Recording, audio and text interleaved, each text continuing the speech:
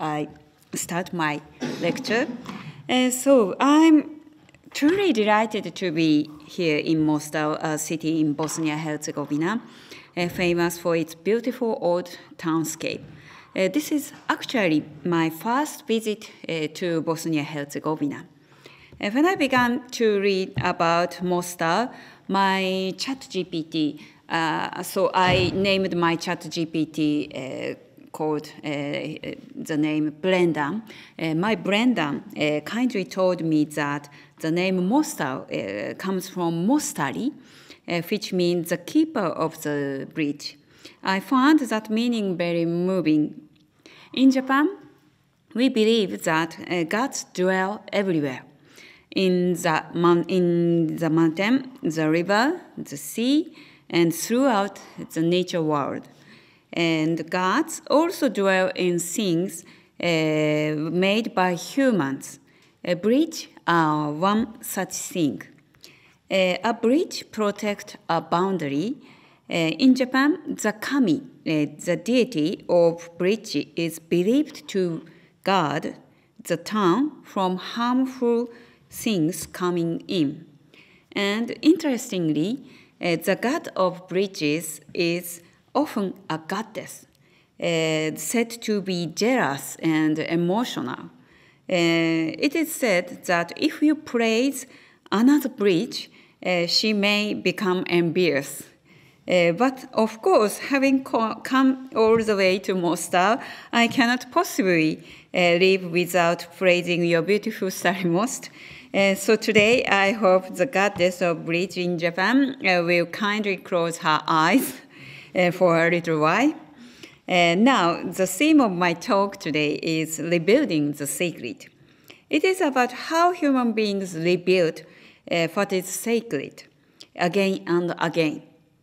I will speak about Shinto shrine in Japan and the mythic imagination that lies behind their architecture. But I believe that this theme also deeply connects with this very place, the bridge of Stary Most. As you know, Stary Most was once destroyed during the war and later rebuilt through the great effort of people of Mostaru. We caravan heard yesterday from about the story from our tour guide. He passionately talked about rebuilding your Stary Most. That reconstruction was not only the restoration of a stone bridge, it was, I think, an act of recovering connection and memory, a rebuilding of the spiritual bond that unite people and place. In that sense, the tradition I will speak about today is quite similar. In Japan, we have a long-standing practice called Sengu, the periodic rebuilding or renewal of a shrine. It is a ritual act in which sacred bridges are renewed, repaired, and sometimes completely reconstructed, while the spirit of the deity is carefully transferred to the new shrine. Through this tradition of Sengu, the Japanese people have sought to renew the sacred, and in doing so, to make the divine eternal. That is what I would like to share with you today. Let me begin with the most famous example of this tradition, the Sengu of Ise Jingu, the most important Shinto shrine in Japan. In April last year, 2024, preparation officially began for the next Sengu. The ceremony is scheduled for 2033 and was formally approved by the emperor earlier this year. In Japan, there are about, 80,000 Shinto shrines. More than, so I said before, so 4 times as many as elementary school. A shrine or jinja is a place where a kami, a deity, is enshrined. They are found everywhere, woven into daily life. Here,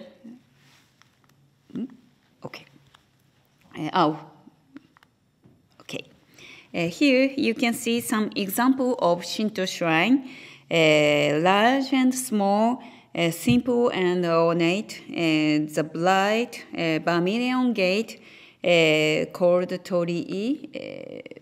So this is torii. Marks the entrance to the sacred space. Together, these shrines form one of the most familiar sights in the Japanese landscape.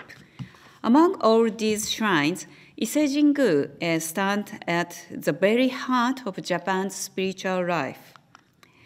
It is located about 3.5 hours by train from Tokyo.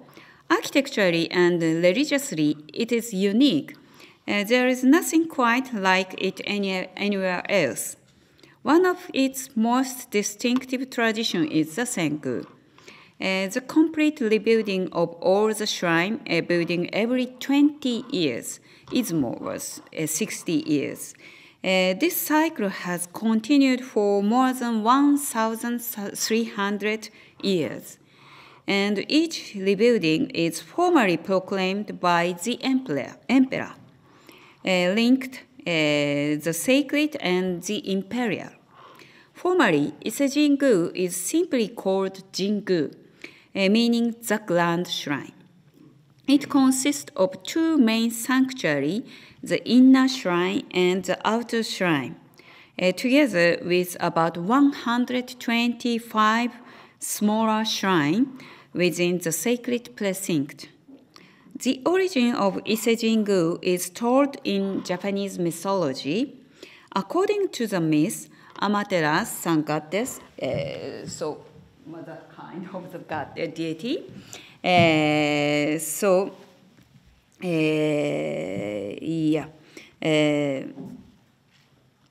The sun goddess gave her grandson, his grandson Hono-Ninigi, a mirror when he descended from heaven to rule the land, saying, "Treat this mirror as if it were my very self."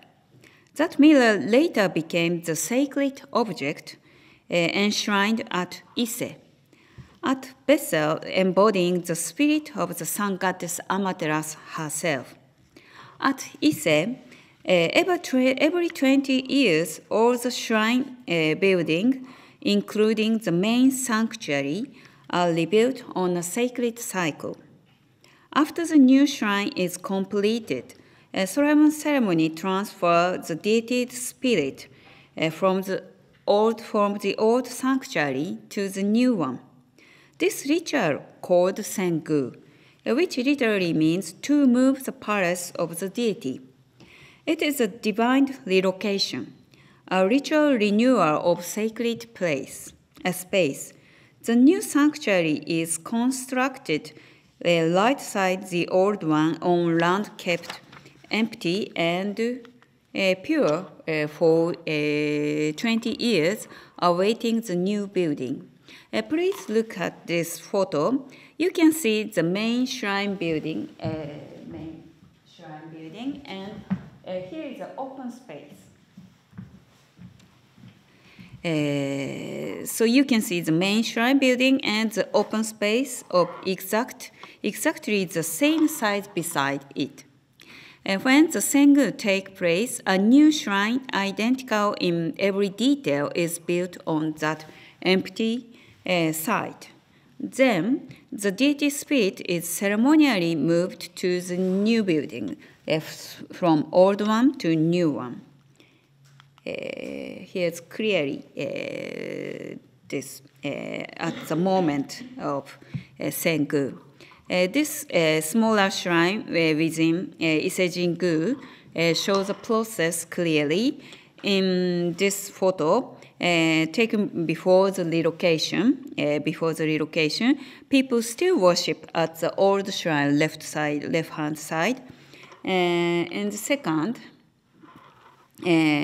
taken after, the new shrine has become the deity fresh dwelling.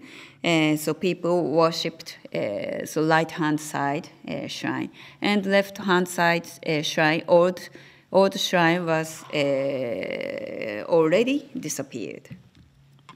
The Sengu, so before and after, the Sengu of Isejingu is not merely reconstruction, it is a religious act, a ritual of renewal that keeps at the sacred alive. The entire process takes about 8 years of preparation and involves enormous effort and cost.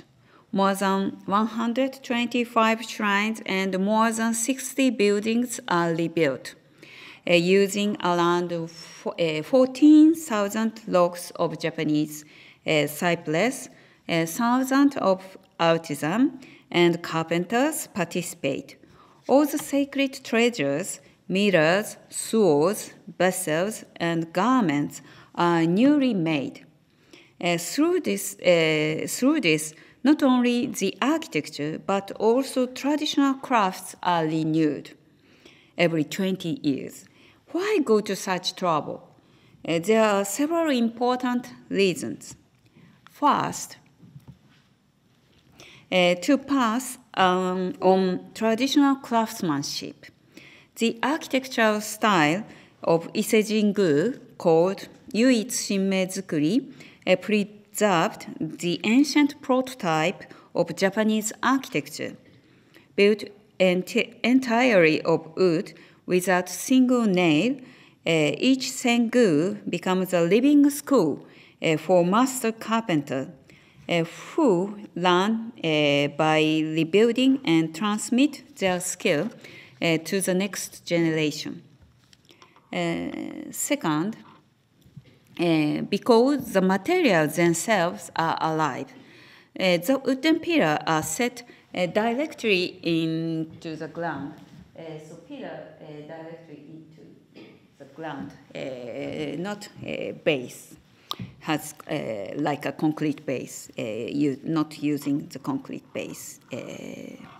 And such roof of reed grass naturally decay after about 20 years.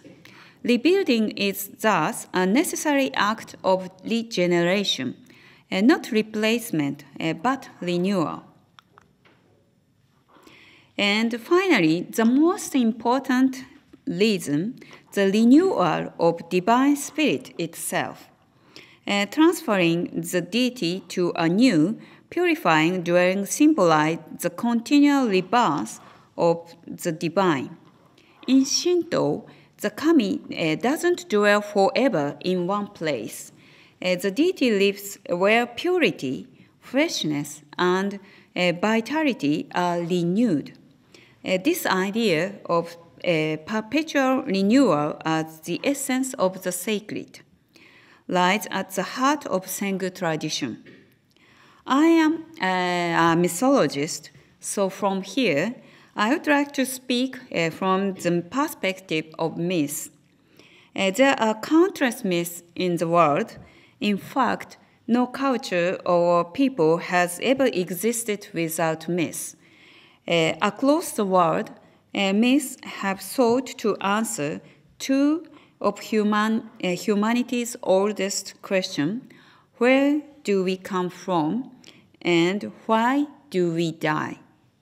One of the oldest myths known to us, the Sumerian right-hand side, Sumerian creation myth tells the human beings are made from water and clay.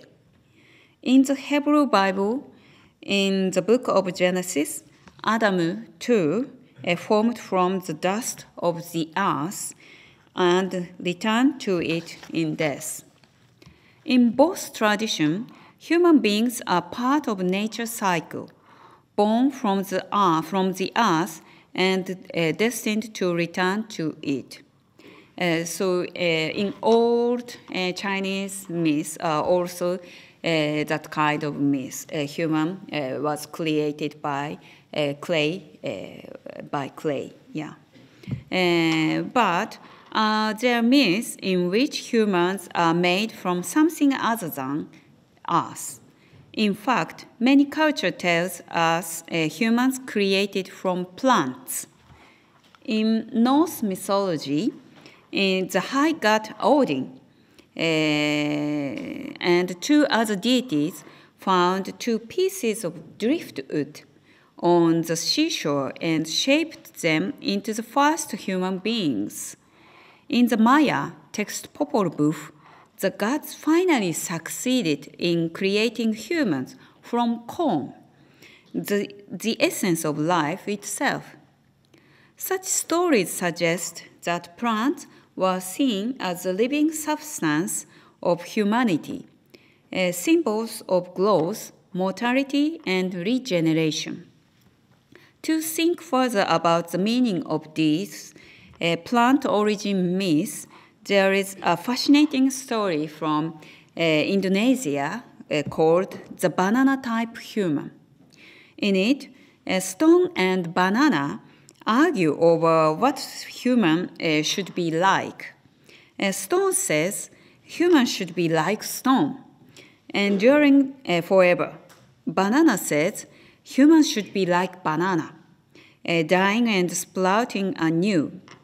Banana wins, and so humans became mortal beings, infinite yet ever renewing. This myth contrasts the immortality of stone with the regenerative life of plants, teaching that we live through renewal, not permanence. Interestingly, a similar structure appears in Japanese mythology. As I mentioned earlier, when grandson of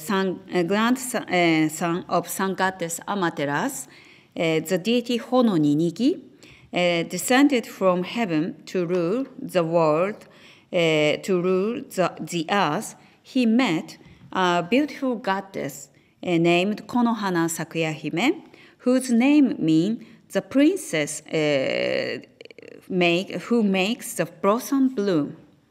The mountain god, her father, offered both his daughter, the elder Iwanaga Hime, the rock princess, and the younger Konohana Sakuya Hime, the flower princess. But Ninigi rejected the rock goddess because she was ugly. So, like this illustration, you can recognize. So she was ugly. Stone princess was ugly, and chose only the flower goddess as his wife. Then the mountain god lamented, "If you had taken the rock goddess as well, your descendant would have lived as long as a stone. But since you choose only the flower goddess, they will flourish like flowers, beautiful, yet destined to wither." This myth explains why even the descendant of the gods, the emperors of Japan, are mortal beings. They are divine, yet live and die like flowers. And what about ordinary humans? Interestingly, Japanese mythology never explains how people were first created. But when humans first appear in the story in Japanese myth, they are called simply glass. From this expression, we can see that the ancient Japanese imagined human beings like plant-like, born and growing upon the land created by the gods, like nameless grasses sprouting from the earth. Among them, the emperor is likened to a flowering tree, a more noble form of life, yet both grass and flowers share the same destiny, to wither and to bloom again. Life is finite, yet it renews itself endlessly.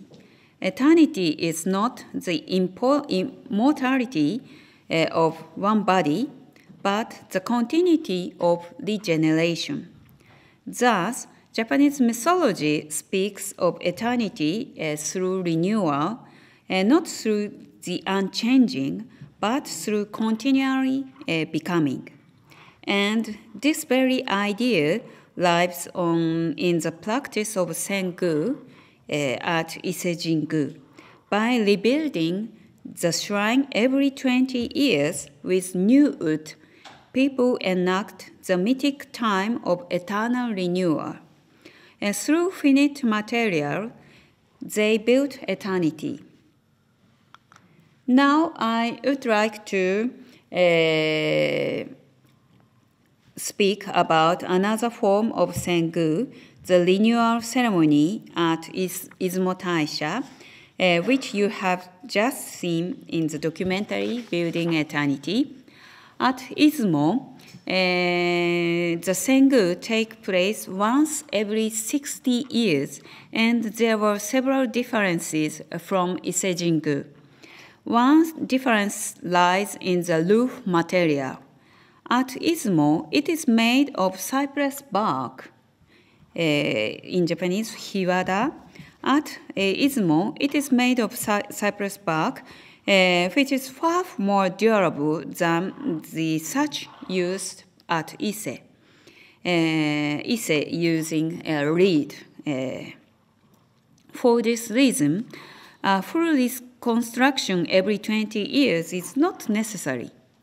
Instead of rebuilding everything from the ground up, Izumo Sengu focuses mainly on reroofing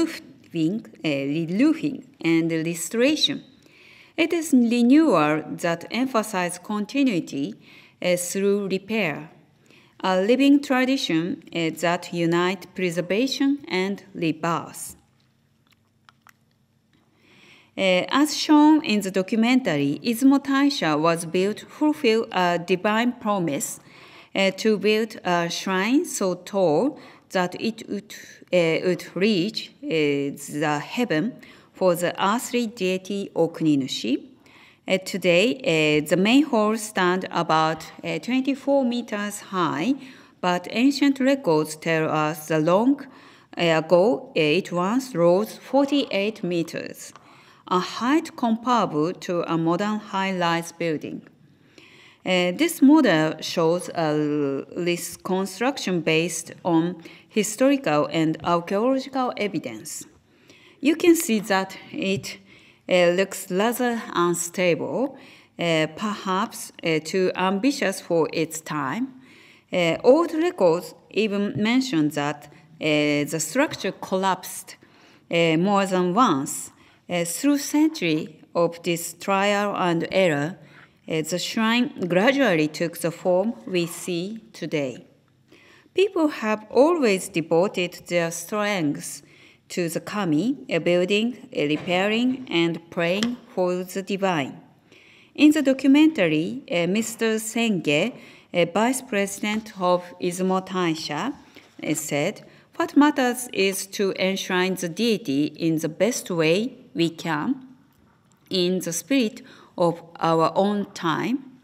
In other words, the goal is not simply to preserve the past.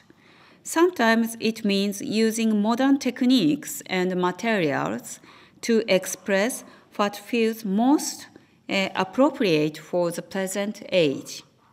For that reason, the appearance of Izumo's shrines has subtly changed from one generation to another, each version reflecting the best effort and devotion of its own time. This photo was taken during a daily ceremony at Izumo Taisha, a rare moment to witness. So please keep a secret to I show you that kind of photo in Japan. You can see that the offering to the deity include, you can see, pineapple. Of course, pineapple not come from Japan, maybe Philippines or Indonesia. Perhaps today, the God, a Japanese God too, would be pleased with such a gift.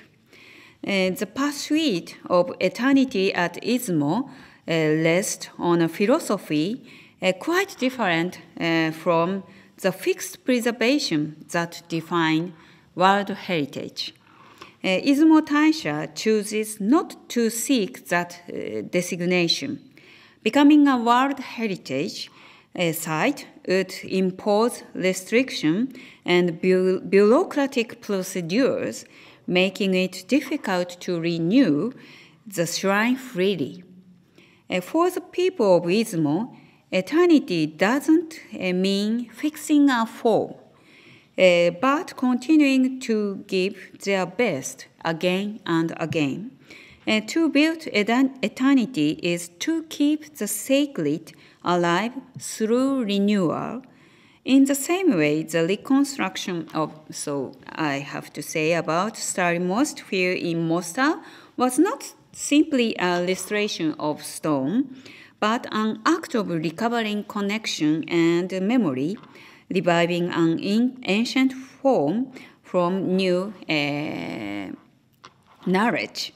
That, I believe, is the true meaning of rebuilding the sacred at Ise, at Izumo, and here in Mostaru. People have continued to build and rebuild what is sacred, sometimes by restoring what was lost, sometimes by renewing before decay begins.